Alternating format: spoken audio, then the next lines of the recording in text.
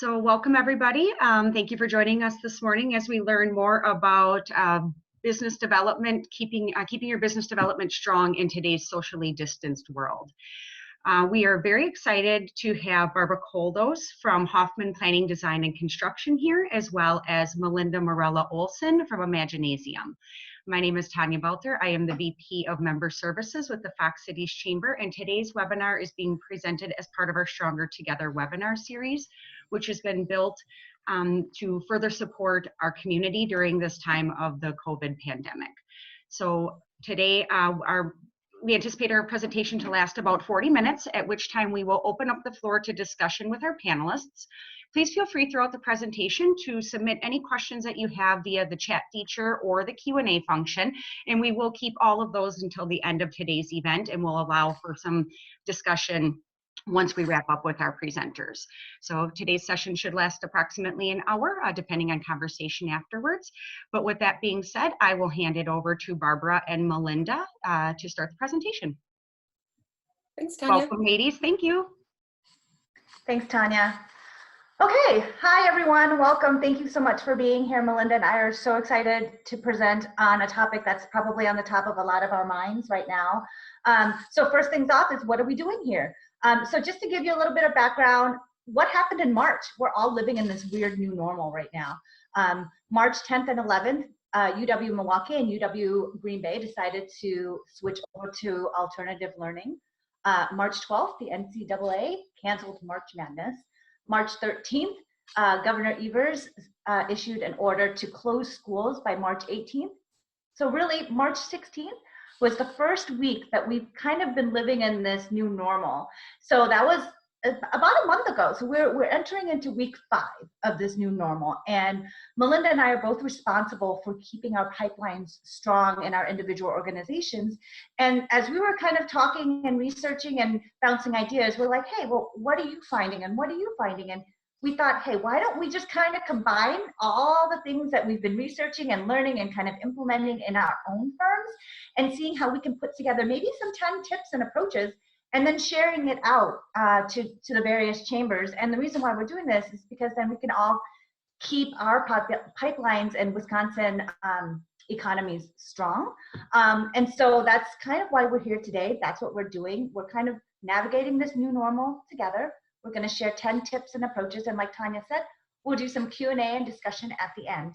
And really, business development is about how to make sure that after all this is said and done, how will they remember you? How will we all be remembered?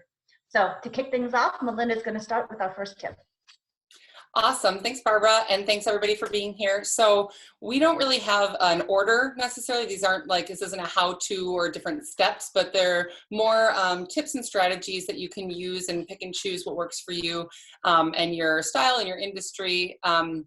So that's what we're sharing with you today. So the first tip is categorizing your prospect or your customer list and knowing your audience. So kind of think of it as like a red, yellow, green system. Red being those folks you're going to stop reaching out probably until things settle down. Maybe these are folks who are temporarily out of business or dealing with bigger issues that you're not going to be wanting to have business development type conversations with those folks. The yellow is kind of who to slow down or move forward cautiously. And then who to go forward with business development efforts, kind of almost business as usual.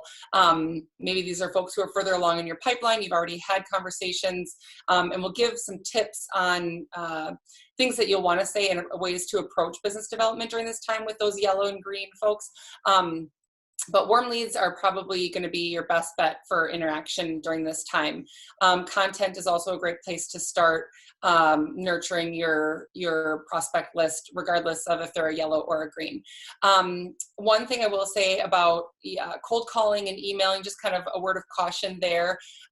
Be careful with your messaging. I read an article last week that I really liked the language they used.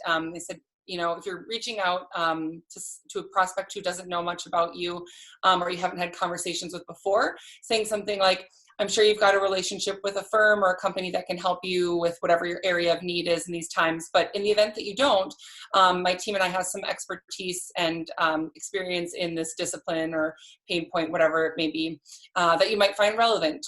You could even share work that you've done for that specific pain point. So more on the side of solutions rather than, hey, you got 15 minutes for a phone call. So think about who you can connect with. Think about contacting your alumni associations, connect with people locally around the world, people you've built a commonality with, and then connect and build trust and relationships. Barbara. All right, so tip number 2 is be present for your clients. So like Melinda had said, once you have your red, yellow, and green lists, look at it as caring versus selling at this moment. We're all kind of going through this mourning process, if you will.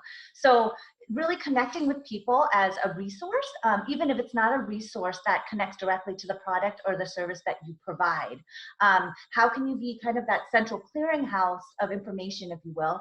And when someone asks you a question that's outside of your area, how can you find someone that can answer the seeker and then connect the seeker and the supplier, if you will, and then follow up with that relationship and see if maybe there was a connection, maybe to see if it was helpful. So that's a way that you can solidify current relationships and maybe make a new one by making a connection. Making sure that your current relationships, when you reach out to them, it's real, it's sincere, it's authentic. Some talking points that you can have when you connect is asking, truly asking, like, how are you doing? How are things going? Then listen, like Melinda said, listen to those problems and figure out a way that you can maybe be a resource or solve those problems for your clients. Asking them how is business going, or what can make your life easier right now, knowing that and acknowledging that right now things might get personal, and that's totally okay. We're seeing the inside of people's homes right now. We see cats and dogs, and we see animals and kids running through the screen, and that's okay. It's okay to be personal right now. Right now, it's the time for caring versus selling. And when another idea for maybe connecting in a meaningful way is maybe sending quick 10-second videos, and texting them and saying, hey, so-and-so, I'm thinking of you, just letting you know that I'm thinking about you and hoping everything's okay. And sometimes those little quick touches that are personalized can go a long way, just to let people know that you're thinking about them. Because right now, it's about being human, being patient, and just really being empathetic to what everything that everyone's going through right now. Awesome. So I'll expand a little bit on what Barbara was just talking about, and understanding your customers or your prospects' challenges, things they're going through, and then offering real assistance. So trying to solve a problem. So when you start asking those questions, those really smart questions about what they're up against, how they're doing, and really listening to some of those challenges, try and find a way to solve some of those problems for them. They may not even be problems that really directly relate to a product or service that you sell, but if you can be a resource, people are going to remember that, both now and in the future. So some smart questions you may consider asking is, are they essential businesses? If they are they working in offices or in plants? Or are they working from home? What new challenges is that bringing for them? One of my contacts is, obviously everybody's got their kids at home now, and she was really struggling with homeschooling, and I was like, I used to be a teacher. I have a ton of resources that I could share with you or send you, or links to send. So finding a way to solve problems that maybe don't even directly relate to your product or service is going to be really helpful during this time. Asking them if the initiatives that they're working on are still moving forward, if they've taken a different turn. Maybe there's things that you guys haven't talked about yet in your conversations as you're nurturing the relationship that you can provide insight to. Maybe their attention's been directed elsewhere. How is it impacting their day-to-day, their business, their role specifically? Maybe we've got a lot of clients who have been working, typically they're working in the office, now they're working in the plant in production because their production has ramped up to help make PPE. So things are very different for people in their various roles. So asking smart questions to really get down to what people are up against will help you be a resource for them. I just want to caution against using words like "I'm here if you need anything" or "I'm here to help." I'm sure we've all been bombarded with emails that either start or end, "I'm here if you need anything." We know that, and that's great. And it's not that the sentiment isn't genuine, but try and think through how you can really help solve a problem. That's going to go a lot further than just "I'm here if you need me." So some things to consider when you're trying to understand people's challenges. So then that takes us to tip number 4. And of course, the first bullet, I was listening to that, Melinda, and I said, oh, how can I help?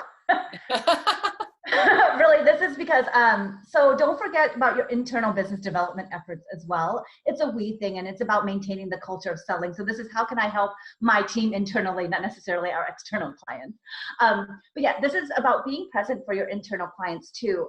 Don't forget that business development and sales, it's an entire continuum. So it goes from, everything from awareness all the way to delivering the product or service. So in my industry, in the architecture, engineering, and construction industry, my technical staff, my architects and my project managers right now, their focus is delivering on the projects, delivering on what we said we were going to do for the clients from when we first initiated the relationship. So for them, things are rapidly changing day by day, even hour by hour, on the job site.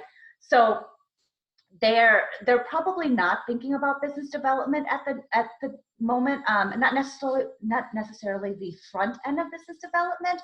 They're really focusing now on the delivery side of things. So how can I help is I'm trying to help by providing them with talking points or passing along relevant information that is apropos to their clients or their project. And really, because most of us who are involved in business development and sales in our firms, we're usually the more positive and optimistic ones in the company. So how can I be a cheerleader for my team and help them with their business development as they're going through the delivery side of things? Because again, their focus is really the project delivery, right? Making sure that we do what we say we're going to do. Some other ways that I've been able to help our team too is project related talking points, kind of providing them with that communication tool. So again, how are you? Having them contact clients and letting them know, your projects are still on time, and explain how we're handling it and making sure that it's staying on time. Or conversely, your project is currently not on time, and how we're looking to handle once we're able to move forward with whatever project it is that we're doing for them. Then having them ask the clients, how would you like to be communicated with moving forward? Email, phone call, Zoom, Skype, and how often, how frequent do you want an update from us, an update from me? Weekly, bi-weekly, let the clients kind of dictate that. And so really for me, again, it's about maintaining that business development and that culture of selling, and helping my internal team and our internal team with their communication and selling. Awesome. So our 5th tip is one that I could probably do an entire webinar on. So Imaginasium is a marketing firm, and we are helping our clients through a lot of this right now. But business development and marketing are two sides of the same coin. They have to be in lockstep. And so for those of you who either have marketing departments or a marketing person, even if you don't, even if it's just you and you have to work on marketing related content, now's a great time to do that with the inability to be in person. So it's basically non-existent, the channels of trade shows and conferences and face-to-face coffee meetings and travel. It's gone. And so that poses a huge challenge, but it creates this big open opportunity for marketing related content to help assist sales and business development in their efforts. So businesses will become more reliant than ever on digital strategy. We're seeing that now for our clients when it comes to both digital marketing for sales, which is why we're here, but also digital marketing for hiring. If you're in a business in an industry that is growing right now due to the situation, we've been helping a lot of our clients on digital marketing for hiring as well, because you can't go to a job fair, you can't have an open house, can't do any of those in-person recruiting activities, similar to the way we can't be doing in-person sales activities. So utilizing digital marketing and optimizing SEO right now are a huge opportunity for pretty much every firm regardless of if they're marketing novices or masters. It's also a great time to have really great internal communication and utilize your internal sort of marketing channels to make sure that employees are kept updated and they know what to expect and what's changing. So internal communication is going to be key during this time. And then thinking through some of your marketing content, maybe brainstorm ways that you can offer additional value in the business development cycle. That's really what marketing is that offering content and ways that people can help work towards solving their problems. So if you have a marketing person, or if you're a lone wolf and you have to kind of do it all, business development and marketing, think about what types of things you could be offering your prospects that bring value. So is it an article that you could write or one that you could curate? Is it a webinar that you could put on? Can you pull in some members of your team to get some content together around a pain point that your customers are experiencing and put together a short video, some sort of diagnostic specific to your industry, or even just a 30-minute phone call to say, hey, if you want to pick my brain, like, let's bounce some ideas off each other. I've got 30 minutes here, there, whatever, and really be offering to be a resource of knowledge to provide some additional value in the business development process. And then surveys right now are kind of big. If your industry is one that utilizes surveys, everybody's in front of their computers now. We're kind of stuck in our homes. So we're seeing survey responses that have increased up to about 30%, just because people are more willing to participate in that activity because they're sitting in front of their screen. So now's a good time to do surveys if your business relies on that kind of tool.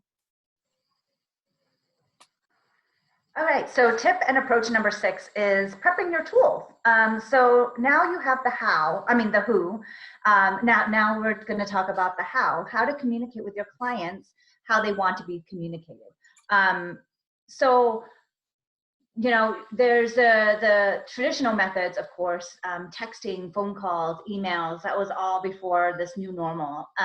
But those are still there. They're still valid. They're still available. But there's also face-to-face video, which is similar to this kind of. Some of those tools are GoToMeetings, FaceTime. I've had a couple of FaceTime meetings, Zoom meetings, Google Meets, and Skype. And there are some free tools that you can utilize right now if you haven't had a chance to really research a lot. For example, Zoom offers 40 minutes, but it's limited to a number of attendees. There's Skype. Free conference call is a free conference call number, not necessarily face-to-face, but it's a easy conference call number to use. You can use Google Meet, WebEx, and a lot of these companies are actually offering kind of free trial services, if you will, right now, just to help people along and businesses during this time. And then, of course, you've got your social media tools. So you've got your LinkedIn, your Facebook, and your Instagrams, those digital strategies that Melinda had spoken about earlier. How I look at it with business development is trying to figure out what my goals are when using those platforms. So for example, with LinkedIn, how many clients, how many connections do I want to reach out to? So I would like to reach out to X number of clients, connections through LinkedIn per day or per week. I know one of my colleagues, they're using LinkedIn and they're kind of contacting it as through the alphabet. So they're going, okay, who do I know in the A's today? Who do I know in the B's today? That's just kind of a way for you to keep in contact with those people that you're already connected with for business development. Another thing that you can do to prep your tools is update your bio. Now is a great time to update, your LinkedIn bio, Facebook, Instagram, any of your social media outlets. That's what a lot of people are utilizing right now to search for services. So why not update your bio? Another way that you can utilize social media for business development is reaching out to individuals. Again, that human side, congratulating them on their job anniversaries, birthdays, if they have promotions, things that you see on LinkedIn on your feed, just a simple like or congratulations. Again, just a way to stay connected to individuals during this time. And then through social media, you can also add value and content by maybe asking for opinions, commenting on other posts like the job anniversaries, birthdays, and then as Melinda mentioned, sharing marketing related content. And then another way to help with business development is helping your clients along the way. So, do you have any clients out there that might need your help to set up these tools?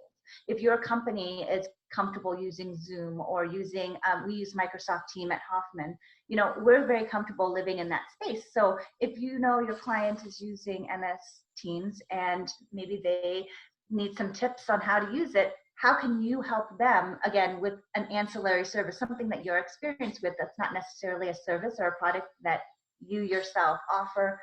Can you send them YouTube links with instructions? Can you send them screenshots? Can you walk them through how to sign up for a Zoom? So just these little things that you can do that will help business development and continue building that relationship with your client. Great, we're coming close to the end, so I just want to remind everybody, if you have any questions, please feel free to ask them in the chat or the Q&A feature. Tanya's going to be moderating those at the end, so ask those there, and we'll just keep rolling along. So our seventh tip is networking. So continuing to be social, even though we are social distancing.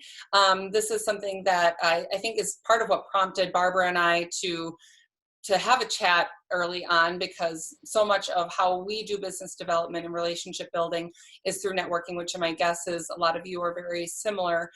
So how do we do that when we can't get together in person?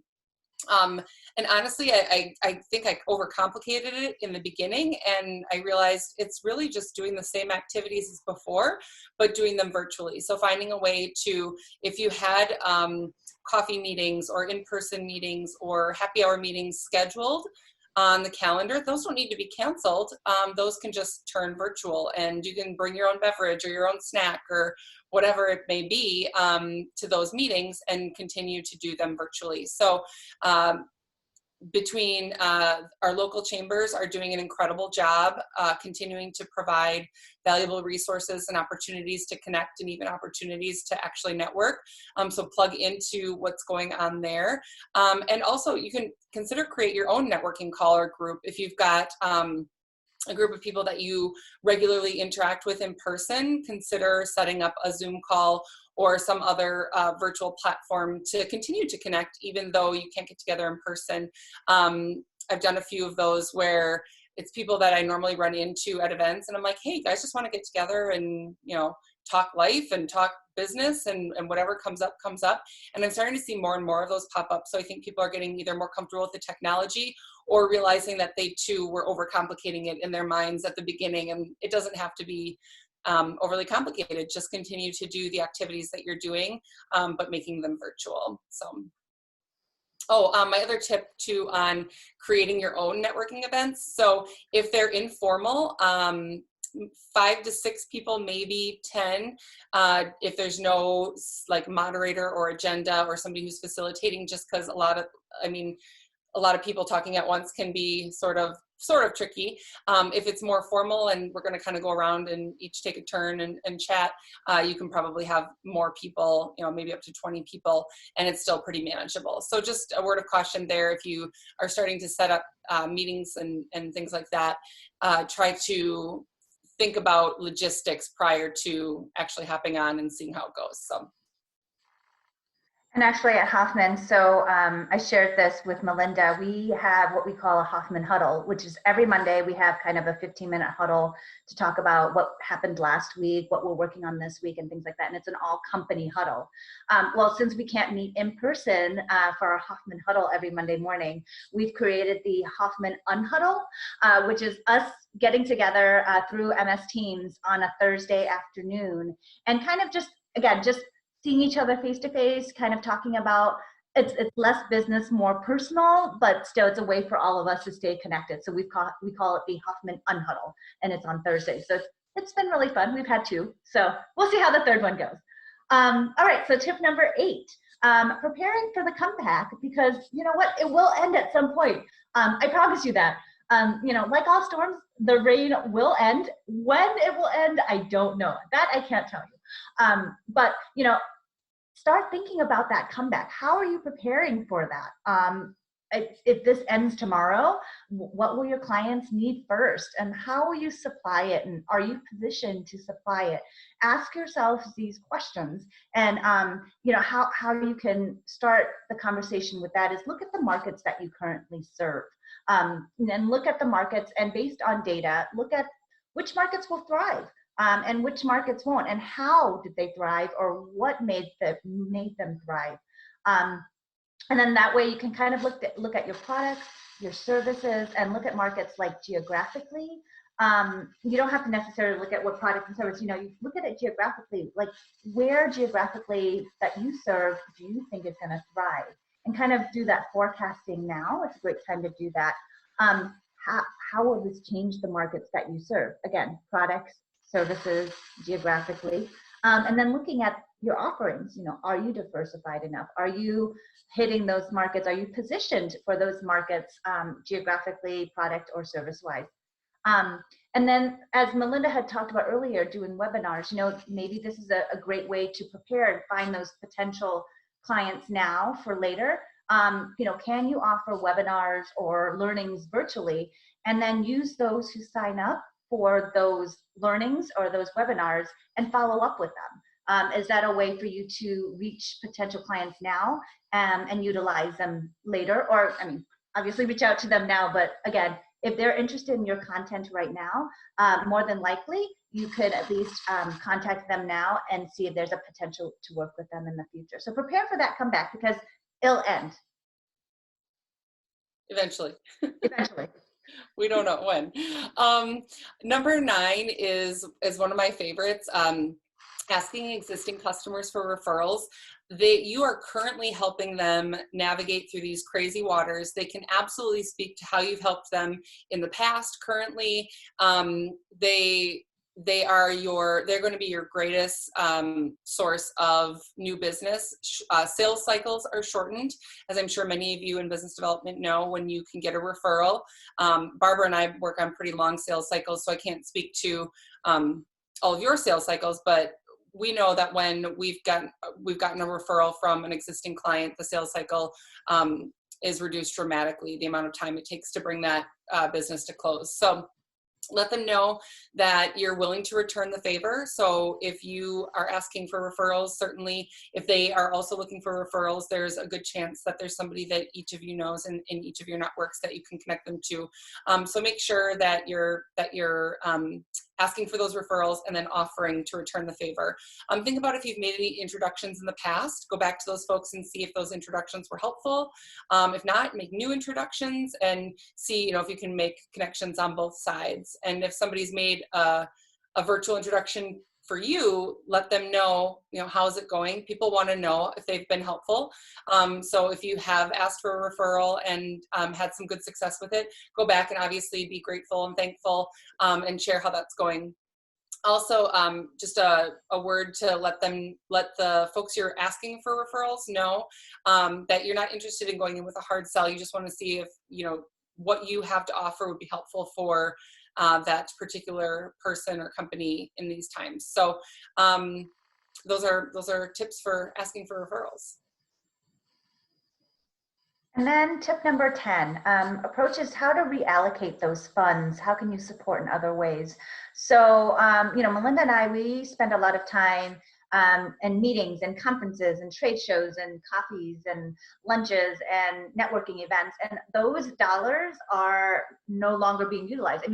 Even think about mileage, how much mileage we're saving, how much gas we're actually saving right now, not driving around. So how do you reallocate those funds and support in other ways? So how do you utilize your corporate citizenship, your presence for the greater good of the community? So looking at providing lunches or coffees to clients or job sites that are still open, those essential businesses. I actually heard someone purchasing lunches for their employees who are working from home right now. Just again, those reallocation of funds, but how you make people feel. Right now, it's that care. How about buying gift cards to use later? So whether you're buying gift cards to local restaurants or coffee shops now to save them and utilize later, or use them as a giveaway. There are companies and firms out there I see on social media using it as a giveaway, you know, nominate this person or comment on this or like this. And then that way, again, you're using your corporate citizenship as a greater good for the community, right? And then the reallocation of funds. This is more of Melinda's warehouse in the marketing world, but bulking up your marketing, advertising, and maybe your messaging. This is you know, an example of that is Hoffman. We just updated our radio ads, and we used it to thank essential workers and encourage the support of local businesses. So again, corporate social responsibility, that's something that we hear of a lot. And again, how do we use our corporate presence for the greater good of the community, or even for your industry, and those reallocated dollars that you're currently not using, how can you use that in a different way? Yeah, now's a great time to be doing those types of activities, and think about especially your website, because people can't come to you physically very likely, or there are very few businesses or industries that you're allowed to go to physically. So people are going to be going to your website more and more now. So what can you do, even just small updates now, to help make sure that the message is right for the folks who are coming to visit and the types of clients you're trying to attract? And there's actually something I heard this morning, Melinda. Someone said that a lot of companies, instead of utilizing the push of like what they're doing right now with the COVID and cleaning and updating their clients and customers, they're actually creating a web page that's separate as a resource. And they find that to be more helpful and less noisy, if you will, and less pushy. So that might be a good idea for business development and marketing as well. Yeah, great tip. And then there's a bonus one, because we kind of had 11.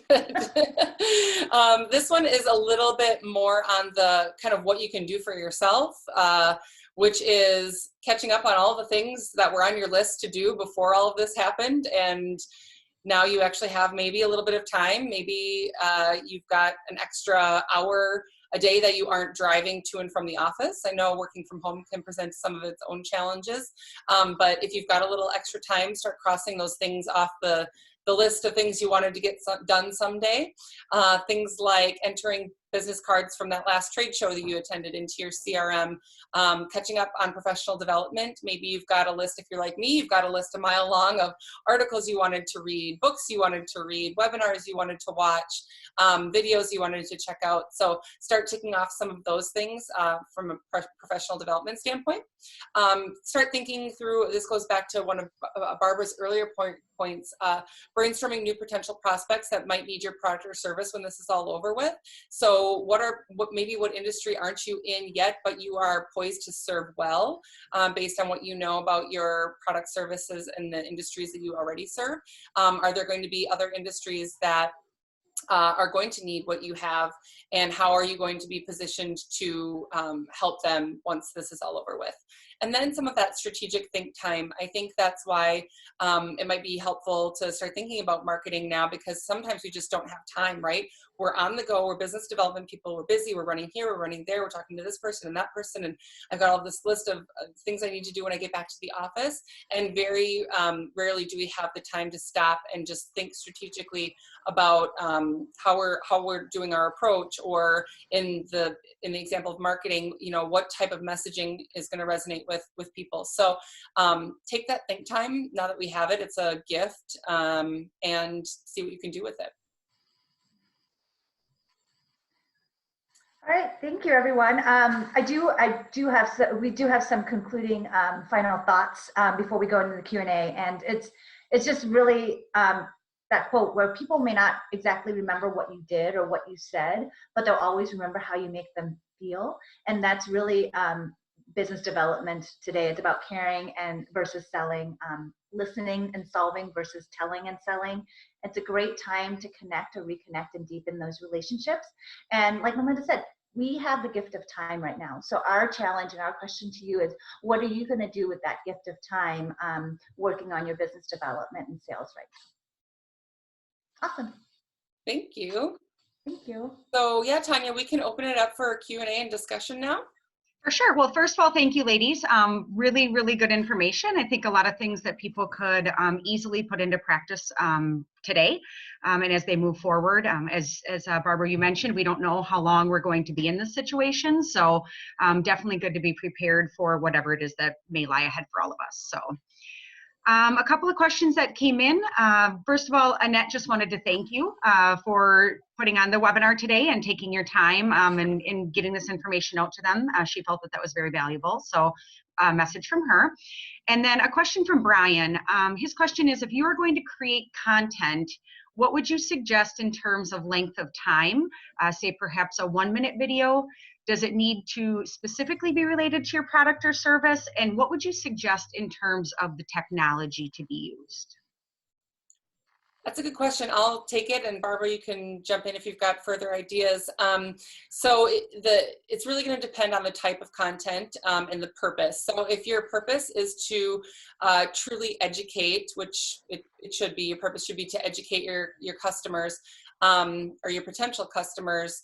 Think through what's it going to take to educate them. If it is a short, really quick tips and tricks, it doesn't have to be that long. Maybe if it's meant to be more inspirational, also doesn't have to be that long. But if you're looking, and Brian, I apologize, I don't know what product or service you offer, but if you're trying to help teach somebody how to do something themselves or how to take something through a process, longer content is going to be really helpful. And I know that's counterintuitive, considering we have the attention spans of mice, or what is it? I don't even know. The attention, like 5 seconds is all we get, right? But if you're truly trying to teach and educate, longer content is going to be helpful. So a video, I would try and keep short. If you're going to do a webinar, however, that is a format that can be a little bit more of a long form.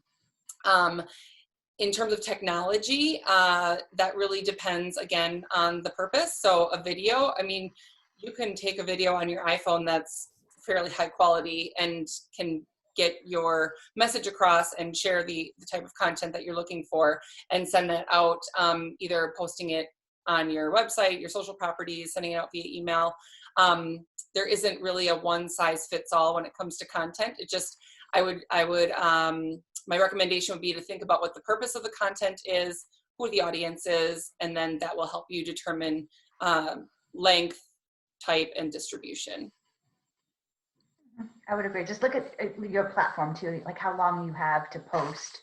I know some platforms limit the number of minutes a post can be. So just look at that as well. Depends on where you're going to post the content. Mm-hmm. Excellent. Brian said thank you. So he appreciates that information. It was helpful. So appreciate that. If there are any other questions, we do have a little bit of time left. So if anybody has any questions, we welcome you to send those through the chat feature or the Q&A before we wrap up today. But again, just wanted to thank both of you, Barbara and Melinda, for being here. It's been very informational. And also wanted to thank the Heart of the Valley Chamber and the De Pere Chamber of Commerce as well, who were co-hosts for this event.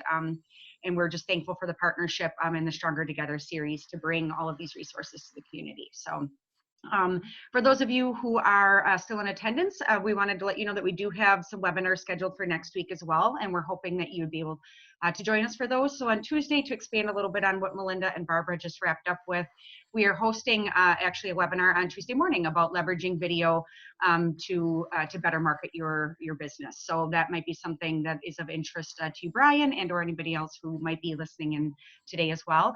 Monday, we're throwing in kind of like you had a bonus 11 tips for us today. We're throwing in a bonus webinar next week. So Monday, we are going to welcome Dan Bellerud from One Wisconsin. He's going to be giving more information on the CARES Act and financial support that's available to small businesses. So we all know there's a lot of information out there, and sometimes it's hard to disseminate what businesses qualify for and what businesses don't. So we'll be going into a deep dive into that on Monday at noon, I believe we're doing that.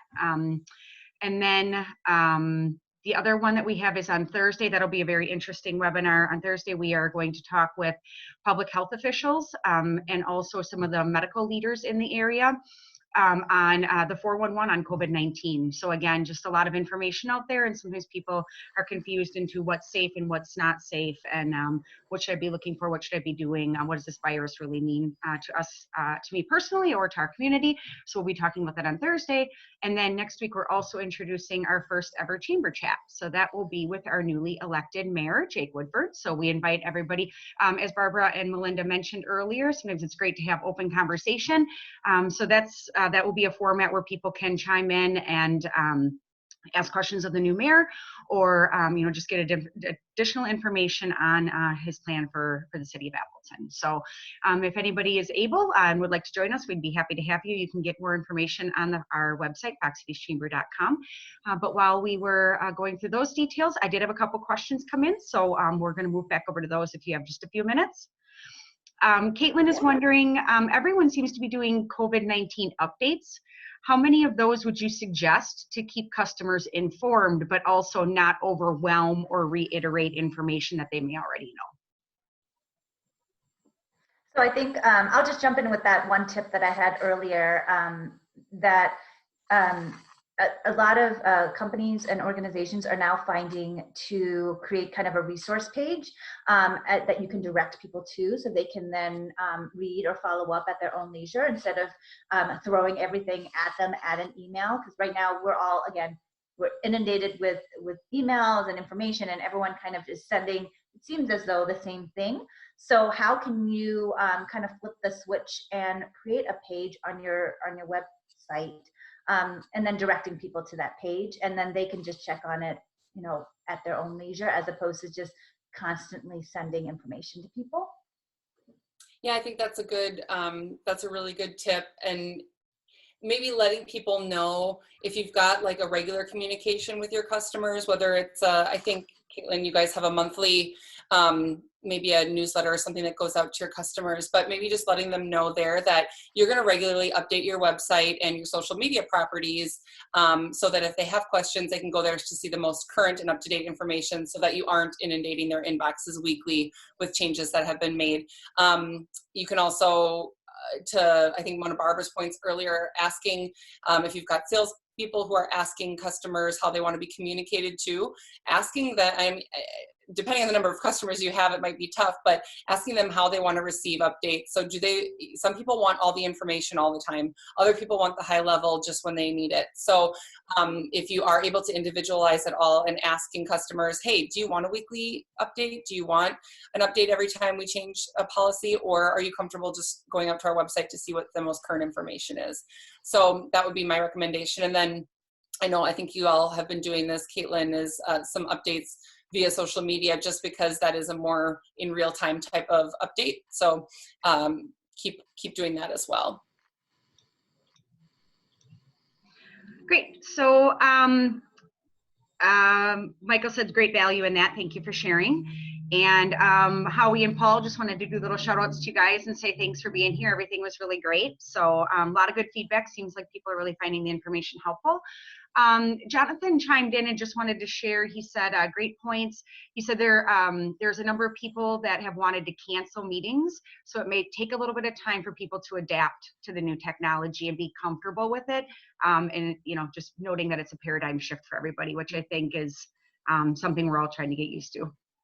Yes, for sure. And I did talk to another business development colleague, and she indicated, she said, what about the introverts? Like in my industry, we work with a lot of engineers. They're very introverted individuals. But those traditional methods of email and phone calls and texts are still there. So if people aren't comfortable or not yet adapted to this type of interaction, face-to-face via FaceTime or Zoom or what have you, we can still simply just pick up the phone and still have a 10-15 minute conversation too. So that might help alleviate those individuals that maybe aren't comfortable with the technology. Just be like, hey, meet them wherever they are. So I think that's one of the main points too, is just meet your clients where they want to be and how they want to be communicated. Yeah, definitely. I will say before we wrap up, if you have any questions, Barbara and my information is on the screen. So if you have questions that you think of later, or maybe something you didn't want to ask with the whole group, you know where to find us, and we're happy to continue the conversation outside of this webinar. Awesome. Well, thank you so much, ladies. And on that note, we will send out an email to all of the registrants from today's webinar, and that will include the recorded version of this. So if anybody does have questions, obviously your information is there as well. And along with that, we do invite you to fill out a survey from today, letting us know how you thought the event went, and also gaining your feedback on what we could be doing additional in the future, what topics are important to you. So we're making sure that we're keeping our information relevant. So with that being said, I'll let everybody go for today, but thank you again, Barbara and Melinda, for being here. We appreciate it, and thank you for all who attended. We hope to see you next week at future webinars. Awesome. Thank you so much. Thank you. Bye. Bye.